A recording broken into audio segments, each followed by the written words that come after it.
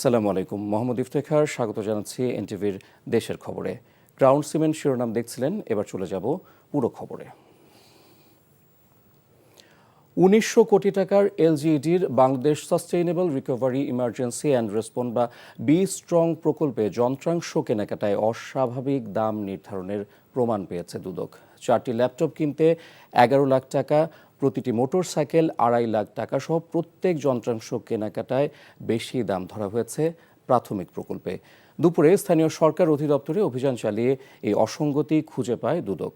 স্থানীয় সরকারের প্রধান কার্যালয় সহ দেশজুড়ে ৩৬টি জেলা উপজেলা কার্যালয়ে অভিযান চালায় দুদক। বিস্তারিত ইফতেখার রেজার রিপোর্টে।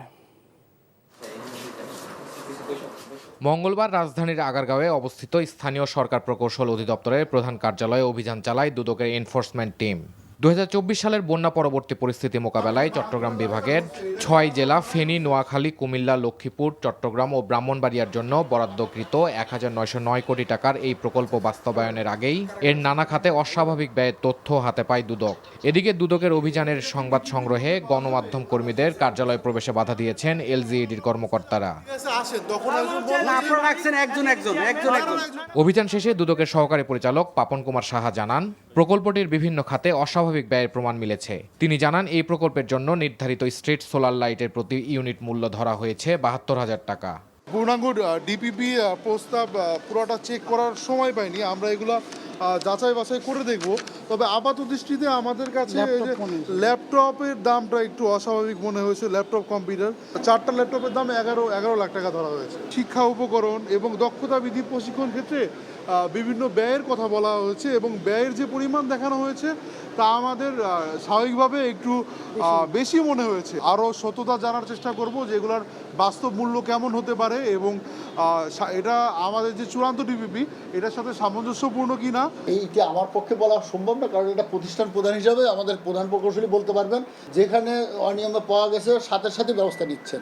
এখানে ওনার কমিশনাররা আছেন, ওনারাও জানেন যে যেখানে যদি কোনো হয় সাথে সাথে সাসপেন্ড হচ্ছে। এদিকে চট্টগ্রাম সহ দেশের আরও ৩৫টি স্থানে অভিযান চালায় দুদকের বিভিন্ন টিম। এ সময় দুদকের দলটির কাছে ধরা পড়ে প্রকল্পের কাজ যথাযথ সম্পন্ন না করে বিধি বহির্ভূতভাবে অগ্রিম বিল তুলে নেওয়া হচ্ছে। এছাড়া এলজিইডির তত্ত্বাবধানে বিভিন্ন রাস্তা ও ব্রিজ কালভার্ট নির্মাণে নিম্নমানের কাজ করায় অল্পদিনে ধসে পড়ার অভিযোগ আসছে। মাঠ পর্যায়ে সরজমিনে তদন্ত করার পর প্রকল্পে দুর্নীতি হয়েছে কিনা তা উঠে আসবে উল্লেখ করে সংশ্লিষ্ট নথিপত্র সংগ্রহ করা হয়েছে বলেও জানান দুদক কর্মকর্তারা। Iftekhar Reza, NTV news, Dhaka. ৬ দফা দাবি বাস্তবায়ন না হওয়া পর্যন্ত সারা দেশের সকল পলিটেকনিক ইনস্টিটিউটের ক্লাস, পরীক্ষা ও একাডেমিক কার্যক্রম বন্ধ রাখার ঘোষণা দিয়েছে আন্দোলনরত শিক্ষার্থীরা। দুপুরে তেজগাঁওয়ে ঢাকা পলিটেকনিক ইনস্টিটিউটে এ আন্দোলন কর্মসূচি ঘোষণা করেন আন্দোলনকারীরা। সংবাদ সম্মেলনে জানানো হয়, জনদুর্ভোগের কথা বিবেচনায় রেখে সড়কে কর্মসূচি পালন না করে শান্তিপূর্ণ শাটডাউন কর্মসূচি পালন করা হচ্ছে। এ সময় শিক্ষার্থীরা অভিযোগ করেন, সরকার গঠিত কমিটির সাথে দফায় দফায় বৈঠক করেও দাবি আদায়ের ব্যাপারে কোনো ইতিবাচক সাড়া পাওয়া যাচ্ছে না। অবিলম্বে জুনিয়র ইন্সট্রাক্টর পদে ক্রাফট ইন্সট্রাক্টরদের পদোন্নতি কোটা বাতিলের দাবি জানান আন্দোলনকারী শিক্ষার্থীরা। শাটডাউন কর্মসূচির অংশ হিসেবে ক্লাস, পরীক্ষা ও একাডেমিক কার্যক্রম বন্ধ রাখা হয়েছে। এদিকে ৬ দফা দাবিতে ঢাকার বাইরেও পলিটেকনিক ইনস্টিটিউটে শাটডাউন কর্মসূচি পালন করছেন শিক্ষার্থীরা। সকাল ১১টা থেকে ১ ঘন্টা ময়মনসিংহ পলিটেকনিক ইনস্টিটিউটের শিক্ষার্থীরা কলেজের ফটক এবং একাডেমিক ভবনে তালা ঝুলিয়ে এই কর্মসূচি পালন করেন। রাজশাহী পলিটেকনিক ইনস্টিটিউটের শিক্ষার্থীরা ক্যাম্পাসে বিক্ষোভ মিছিল করেছেন। ৬ দফা দাবি পূরণ না হওয়া পর্যন্ত বিভিন্ন কর্মসূচি পালন করার কথা জানিয়েছে তারা। সকালে শিক্ষকদের বের করে দিয়ে প্রশাসনিক ও একাডেমিক ভবন এবং প্রিন্সিপালের কার্যালয়ের প্রবেশপথে তালা ঝুলিয়ে দিয়েছেন কুমিল্লা পলিটেকনিক ইনস্টিটিউটের আন্দোলনরত শিক্ষার্থীরা। এছাড়া ব্রাহ্মণবাড়িয়া ও ফরিদপুরেও মূল ফটকে তালা ঝুলিয়ে দাবি আদায়ে বিক্ষোভ করেছেন শিক্ষার্থীরা।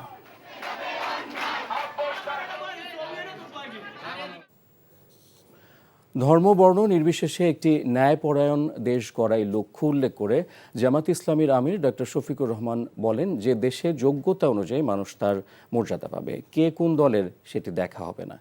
দুপুরে মৌলভীবাজারের কুলাউড়া উপজেলার ভুকসিমইল বাজার এলাকায় জামাত ইসলামীর দাওয়াতি গণসংযোগ ও সহযোগী সদস্য সংগ্রহ অনুষ্ঠানে তিনি এসব কথা বলেন।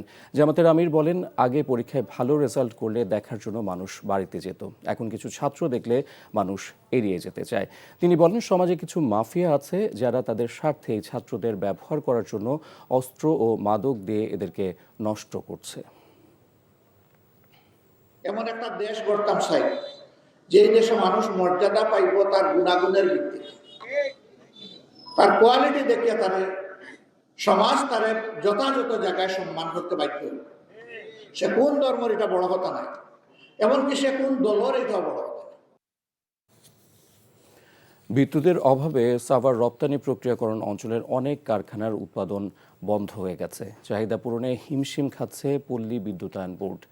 478 কোটি টাকার গ্যাস বিল বকেয়া থাকায় সংযোগ বিচ্ছিন্ন করায় এসব কারখানার বিদ্যুতের বড় যোগানদাতা বেসরকারি একটি বিদ্যুৎ কেন্দ্রের উৎপাদন বন্ধ হয়ে যাওয়ায় এই অবস্থার সৃষ্টি হয়। এতে ক্ষতির মুখে পড়েছে বিদেশি বিনিয়োগকারী প্রতিষ্ঠানগুলো। আরও জানাচ্ছেন জাহিদুর রহমান। ঢাকা ইপিজেডে সক্রিয় 90 শিল্প প্রতিষ্ঠানের বেশিরভাগ বিদেশি, আর এসব প্রতিষ্ঠানে কাজ করেন প্রায় 1 লাখ কর্মী। বাংলাদেশ পল্লী বিদ্যুতায়ন বোর্ডের পাশাপাশি নিরবচ্ছিন্ন বিদ্যুৎ সরবরাহের জন্য শিল্প এলাকা বেসরকারি ইউনাইটেড পাওয়ারের এই বিদ্যুৎ কেন্দ্রটির উপর নির্ভরশীল। তবে বিপুল পরিমাণ বিল বকেয়া থাকায় সোমবার তিতাস গ্যাস কর্তৃপক্ষ বিদ্যুৎ কেন্দ্রের গ্যাস সংযোগ বিচ্ছিন্ন করার পর বিদ্যুৎ সংকটের কবলে পড়ে শিল্পাঞ্চলের কারখানাগুলো। গতকাল থেকে দুপুরে বিদ্যুৎ চলে যাওয়ার ফলে অনেক কোম্পানি বন্ধ হয়ে যায়, আর কিছু কোম্পানি ছুটি দিয়েছিল। বিনিয়োগ, কর্মসংস্থান, রপ্তানি এবং উৎপাদন যাতে কোনোভাবেই বাধাগ্রস্ত না হয় সেই লক্ষ্যে আমরা সকলে কাজ করে যাচ্ছি। ইউনাইটেড গ্রুপের 86 মেগাওয়াট গ্যাস ভিত্তিক এই কেন্দ্র থেকে ইপিজেডের কারখানাগুলোর জন্য দৈনিক 45 থেকে 50 মেগাওয়াট বিদ্যুৎ সরবরাহ করা হয়। উদ্ভূত পরিস্থিতিতে পল্লী বিদ্যুতায়ন বোর্ডকে চাহিদা অনুযায়ী বিদ্যুৎ সরবরাহ বাড়াতে বলা হলেও বর্তমান পরিস্থিতিতে সেই সামর্থ্য নিয়ে প্রশ্ন উঠেছে। উৎপাদন থমকে যাওয়ায় অস্বস্তির মধ্যে পড়েছেন বিদেশি বিনিয়োগকারীরা। আমরা যে স্ট্যান্ড বাই জেনারেটর চালাচ্ছি সেটা তো আমাদের টোটাল ইলেকট্রিসিটি কাভারেজ হচ্ছে না। এই অবস্থা যদি বেশি দিন চলে, প্রতিদিন যদি আমাদের 35 লক্ষ টাকা করে বেশি লাগে, 10,000 লোক আমাদের ফ্যাক্টরিতে কাজ করে, আমাদের পক্ষে ফ্যাক্টরি রান করা সম্ভব না। তিতাস কর্তৃপক্ষ বলছে, গ্যাস সরবরাহ বাবদ ইউনাইটেড গ্রুপের 2টি বিদ্যুৎ কেন্দ্রের কাছে সংস্থাটির বকেয়া 478 কোটি টাকা। দীর্ঘ 7 বছর বকেয়া বিলের বিষয়ে বারবার তাগাদা দেয়া হলেও ইউনাইটেড বকেয়া পরিশোধ করেনি।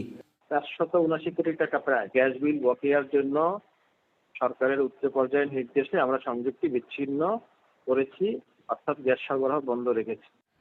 Zahidur Rahman, NTV news, Ashulia, Savar, Dhaka.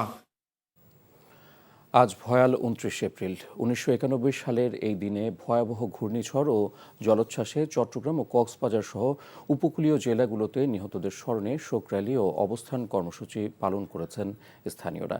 এদিনকে ঘিরে সকালে চট্টগ্রাম প্রেস ক্লাবে আলোকচিত্র প্রদর্শনী ও আলোচনা সভার আয়োজন করে চট্টগ্রাম সিটি কর্পোরেশন। এই সময় city mayor doctor Shahadat Hossain উপস্থিত ছিলেন। এ সময় প্রলয়ঙ্কারী ঘূর্ণিঝড়ে নিহতদের স্মরণ করেন বক্তারা। এদিকে ঘূর্ণিঝড়ে নিহতদের স্মরণ করে শোক র্যালি ও অবস্থান কর্মসূচি পালিত হয়েছে। এছাড়া দ্বীপ উপজেলা কুতুবদিয়ায় টেকসই বেড়িবাঁধ এবং ফেরি চলাচলের দাবিতে কাফনের কাপড় পরে অবস্থান কর্মসূচি পালন করেছেন কুতুবদিয়াবাসী। এদিকে প্রলয়ঙ্কারী ঘূর্ণিঝড় ও জলোচ্ছ্বাসের লণ্ডভণ্ড হয়ে যায় কক্সবাজার সহ দেশের উপকূলের বিস্তীর্ণ এলাকা। সরকারি হিসেবে ওই ঘূর্ণিঝড়ে 1,40,000 মানুষের প্রাণহানি ঘটার পাশাপাশি নিখোঁজ হয় অসংখ্য মানুষ। ওই ঘূর্ণিঝড়ের 34 বছর পর কক্সবাজার সহ উপকূলের মানুষ এখনও অনিরাপদ জীবনযাপন করছেন। কুতুবদিয়া দ্বীপ রক্ষায় টেকসই বেড়িবাঁধের দাবি জানিয়েছেন স্থানীয়রা। কক্সবাজারের ইকরাম চৌধুরী টিপুর পাঠানো রিপোর্টে বিস্তারিত। 29 এপ্রিলের ঘূর্ণিঝড়ে কক্সবাজার ও চট্টগ্রাম উপকূলের মধ্যে সবচেয়ে ক্ষতিগ্রস্ত হয় কুতুবদিয়া দ্বীপ। ঘূর্ণিঝড়ে সৃষ্ট 20 ফুট উচ্চতার জলোচ্ছ্বাসে লণ্ডভণ্ড হয়ে গিয়েছিল এই দ্বীপ। প্রাণ হারায় অন্তত 45,000 মানুষ। ঘরবাড়ি হারিয়ে নিঃস্ব হয়ে পড়ে কয়েক হাজার পরিবার। গত 3 দশকে সাগরের ভাঙনে বসতভিটা হারিয়ে এ দ্বীপের আরও প্রায় 60,000 মানুষ উদ্বাস্তু হয়েছে। দ্বীপের দক্ষিণে ভাঙনে প্রতিনিয়ত ছোট হচ্ছে সাগরকন্যা খ্যাত এই দ্বীপ। সাগরের ভাঙনের কারণে শত শত ঘরবাড়ি নদী সাগরে জোয়ারে ভেসে যাচ্ছে। প্রতি রাতেই আমাদের ঘুম জাগে, কখন জোয়ার ওখানে আসছে, কখন আমরা হারিয়ে যাচ্ছি। কি অদৃশ্য কারণ আমরা স্থায়ীভাবে বেরিবাদ পাচ্ছি না। আমাদের পূর্ণাঙ্গ একটা দাবি হলো আমরা স্থায়ীভাবে একটা বেরিবাদ চাই। বেড়িবাঁধ নেই, যে কারণে জোয়ারের পানি ঢুকে কুতুবদিয়া দ্বীপের 3000 একর জমি চাষাবাদের অযোগ্য হয়ে যায়। একইভাবে কয়েক হাজার একর সাগরের নোনা পানিতে তলিয়ে যায়। এই ধান চাষ করে অনেকের ফ্যামিলি চলে, অনেকের ছেলের পড়ালেখার খরচ চলে, কিন্তু যখন পানি ঢুকে তখন ওদের লবণ চাষ হয় না, একদম লবণ চাষটা মোটেই হয় না, ধান চাষও হয় না। 3টা স্পটে আমাদের ঝুঁকিপূর্ণ আছে। এই জায়গাগুলো আমি লোকাল স্থানীয় প্রশাসন হিসেবে এখানে পানি উন্নয়নের সাথে যোগাযোগ হয়েছে আমার সাথে, ওনারা কথা দিয়েছে খুব অতি শীঘ্রই এটা তারা মেরামত করার জন্য তাদের ওয়ার্ক অর্ডার হবে আর কি। 1991 সালের ঘূর্ণিঝড়ের পর কয়েকটি এলাকায় বাঁধ সংস্কার হলেও বেশিরভাগ এলাকা এখনও ঝুঁকির মধ্যে রয়েছে। কুতুবদিয়া দ্বীপের 4টি পয়েন্টে ভয়াবহ ভাঙন দেখা দিয়েছে। দেশের প্রথম নির্মিত বায়ুবিদ্যুৎ প্রকল্প ইতিমধ্যেই জোয়ার ভাটার কবলে পড়ে বিকল হয়ে গেছে। স্থায়ী বেড়িবাঁধ নির্মাণ করে পরবর্তী বিপর্যয় থেকে রক্ষা করবে প্রশাসন, সে দাবি স্থানীয়দের। NTV news desk. ধামরাইতে বোরো ধানের ভরা মৌসুমেও মুখে হাসি নেই কৃষকের। ইটভাটার বিষাক্ত ধোঁয়ায় পুড়ে যাচ্ছে একরের পর একর ধানের ক্ষেত। উৎপাদন বিপর্যয়ের পাশাপাশি হুমকির মুখে পড়েছে ক্ষতিগ্রস্ত কৃষক পরিবারের খাদ্য নিরাপত্তা। আরও জানাচ্ছেন জাহিদুর রহমান। 2 সপ্তাহ পরেই ফসল তোলার পরিকল্পনা ছিল, ফলনও ছিল বাম্পার। এর মধ্যেই ঘটে গেল বিপর্যয়। ইটভাটার বিষাক্ত ধোঁয়ায় পুড়ে গেল 3টি ইউনিয়নের একরের পর একর ধান ক্ষেত। জমি বর্গা নিয়ে ধার দেনা করে বড় চাষিরা ঘরে ফসল তোলার যে স্বপ্ন দেখেছিলেন, সেই স্বপ্ন এখন পরিণত হয়েছে দুঃস্বপ্নে। ধান মোটামুটি পাকার সময় হয়ে আসছিল, 1000 শতাংশের উপরে। বর্ণানপুর অর্ধেক চক মোটামুটি এই গ্যাসের কারণে পুড়ে গেছে, সারা চক পুইরে নষ্ট হয়ে গেছে গা। এখন হয়েছে আমরা ক্ষতিপূরণটা চাই। আমাদের 47 ডিসিমাল জায়গা দুইটাই এরকম গ্যাসে পুইরে ক্ষতি হয়ে গেছে গা। কারণ আমার বছর চলাই আমার কষ্ট হয়ে যাবে। ফসলি জমির মধ্যে গড়ে ওঠা শতাধিক অবৈধ ইটভাটার বিষাক্ত ধোঁয়ায় পুড়ে গেছে ধামরাইয়ের আমতা, কালামপুর ও সোমভাগ ইউনিয়নের একরের পর একর ধান ক্ষেত। কৃষি বিভাগও এত বড় ক্ষতির কথা স্বীকার করেছে এবং বলেছে ক্ষতিগ্রস্তদের তালিকা করে ক্ষতিপূরণ আদায়ে আইনগত ব্যবস্থা নেওয়া হবে। ইটভাটাগুলো তাদের চুল্লিগুলো বন্ধ করে দেওয়াতে 150 থেকে 160 হেক্টরের মতো জমির ধান ক্ষতিগ্রস্ত হয়েছে। তাদের যে ক্ষতিপূরণের ব্যবস্থা কৃষকদের সাথে আমরা ডাটাবেসগুলো নিচ্ছি যে কতজন কৃষক আর কতটুকু জমি, সেইগুলো আমরা নিয়ে আমরা পরবর্তী আইনি ব্যবস্থার জন্য পদক্ষেপ নেব দ্রুত। এমন পরিস্থিতির জন্য উপজেলা প্রশাসন ও পরিবেশ অধিদপ্তরের অবহেলাকে দায়ী করছেন অনেকে। Zahidur Rahman, NTV news, Dhamrai, Dhaka. মানব পাচার প্রতিরোধে এনজিও ও সিবিও প্রতিষ্ঠানের মধ্যে টেকসই সমন্বয় স্থাপন ও শক্তিশালী নেটওয়ার্ক গড়ে তোলার লক্ষ্যে লার্নিং শেয়ারিং মিটিং হয়েছে খুলনায়। সকালে জেলার সিএসএস আভা সেন্টারে এই মিটিংয়ের আয়োজন করে বেসরকারি উন্নয়ন সংস্থা রূপান্তর। সভায় মানব পাচারের ভয়াবহতা, কারণ ও প্রতিরোধের কৌশল এবং সার্ভাইভারদের সুরক্ষার বিষয়ে বিশদ আলোচনা হয়। পাচার রোধে স্থানীয় পর্যায়ে সচেতনতা বৃদ্ধির পাশাপাশি স্কুল পর্যায়ে শিক্ষামূলক কার্যক্রম পরিচালনার উপর জোর দেন বক্তারা। চট্টগ্রাম বিশ্ববিদ্যালয়ে কেন্দ্রীয় ছাত্র সংসদ নির্বাচন দেওয়ার দাবি জানিয়েছে ছাত্র শিবির। দুপুরে বিশ্ববিদ্যালয় কার্যালয়ে সংবাদ সম্মেলনে লিখিত বক্তব্যে এই দাবি জানান সংগঠনটির বিশ্ববিদ্যালয় শাখার নেতারা। এ সময় তারা অভিযোগ করেন, প্রায় 3 দশক ধরে চট্টগ্রাম বিশ্ববিদ্যালয়ে কেন্দ্রীয় ছাত্র সংসদ অকার্যকর হয়ে আছে। ফলে শিক্ষার্থীদের সাথে প্রশাসনের স্বচ্ছ ও জবাবদিহিমূলক সম্পর্ক তৈরি হচ্ছে না। ইতিপূর্বে প্রশাসন বরাবরে বিভিন্ন দাবি দেওয়া সম্বলিত স্মারকলিপি দিয়ে নির্বাচনের দাবি জানিয়ে আসছিল সংগঠনটি। চট্টগ্রামের কর্ণফুলী নদীর আকমল আলী ঘাট থেকে চোরাই 7,800 লিটার সয়াবিন তেল জব্দ করেছে কোস্টগার্ড। গোপন সংবাদের ভিত্তিতে আকমল আলী ঘাটের সুইচ গেট খাল এলাকায় বিশেষ অভিযান পরিচালনা করে কোস্টগার্ড। এ সময় শুল্ক কর ফাঁকি দিয়ে লাইটার জাহাজ থেকে অবৈধভাবে সংগ্রহ করা 7,800 লিটার সয়াবিন তেল জব্দ করা হয়, যার বাজার মূল্য প্রায় 14 লাখ টাকা। কোস্টগার্ডের উপস্থিতি টের পেয়ে পাচারকারীরা পালিয়ে যাওয়ায় কাউকে আটক করা সম্ভব হয়নি।